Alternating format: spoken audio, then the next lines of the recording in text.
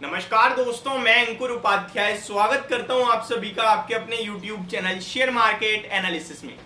एक ऐसा शेयर जो बाजार में आया भी नहीं है, लेकिन उसने इतनी उठापटक मचा रखी है निवेशकों के मन में, निवेशकों के दिमाग में कि आप सोच भी नहीं सकते। सबसे पहले मैं आपको बताना चाहता हूं, मैं यहाँ बात कर रहा हूं रिलायंस के डीमर्जर हुए स्टॉक की, जिसका नाम है जियो फाइनेंशियल सर्विसेज लिमिटेड। इस शेयर ने इतने ज्यादा कंफ्यूजन, इतने ज्यादा सवाल उठा दिए अपने आप में, और सब शुरू से लेकर अभी तक मैं कोशिश करूंगा कंप्लीट करने की, आंसर देने की, कंप्लीट आंसर। सबसे पहले, इससे पहले मैंने लगभग 4:30 बजे करीब आपके लिए एग्जैक्टली यही वीडियो बनाई थी। दोबारा बना रहा हूं। क्यों बना रहा हूं? क्योंकि फिटसी, जिन्होंने अपनी हर एक इंडेक्स से जियो फाइनेंशियल को बाहर का रास्ता दिखा दिया था सुबह के सेशन में, उन्होंने अभी अपने उस बाहर के रास्ते को विड्रॉ कराया और फिटसी इंडेक्स में रहेगा, ये कंफर्मेशन आ गई है। और ये बहुत ज्यादा बेनिफिशियरी है जियो के निवेशकों के लिए, क्योंकि इसके बाहर जाने से पता है कितना नुकसान हो रहा था। कंपनी में से 3,500 करोड़ का आउटफ्लो होने की उम्मीद थी। तो अपने आप में ये बड़ी अपडेट आते हुए दिखी है। पूरी चीज शुरू से लेकर अंत तक आसान भाषा में समझने की और जानने की कोशिश करते हैं। शुरू करते हैं एक एक करके सारी चीजें कवर करना।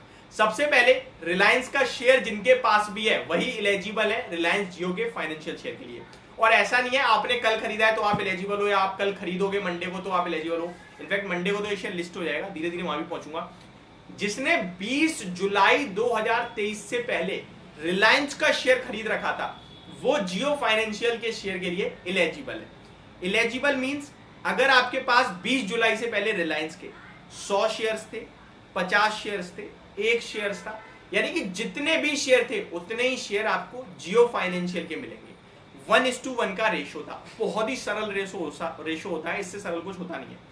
यानी आपके पास जितने रिलायंस के शेयर थे उतने जियो के शेयर होंगे, और आपके डीमेट में क्रेडिट भी हो गए होंगे। ये शेयर जिस दिन डीमर्ज हुआ, यानी कि 20 जुलाई 2023 को, उस दिन बाहर निकल के आया प्राइस डिस्कवरी में 261 रुपीज का, यानी 261 रुपए का। 261 रुपए के हिसाब से कंपनी की जो मार्केट कैप वैल्यू निकल के आई वो आई 1,66,000 करोड़ की, जिसके हिसाब से ये भारत की सेकंड लार्जेस्ट एनबीएफसी बन गई लिस्ट डीमर्जर होते ही।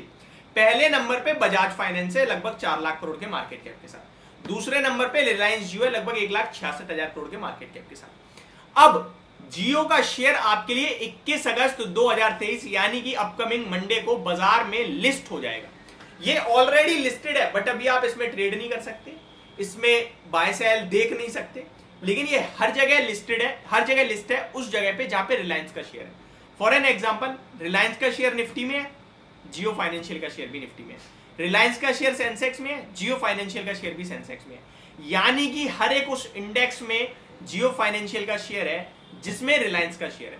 अब यहां पे इंडेक्स से रिलेटेड खबर है। इंडेक्स से रिलेटेड क्या खबर है? रिलायंस का शेयर फिटसी ग्लोबल में भी है, यानी कि फिटसी की जितनी भी ग्लोबल इंडेक्सेस हैं उन सब में लिस्ट है, और जियो फाइनेंशियल का भी लिस्ट हुआ। बट सुबह सुबह एक खबर आती है कि जियो फाइनेंशियल के शेयर को फिटसी बाहर कर रहा है अपने इंडेक्स से। क्यों?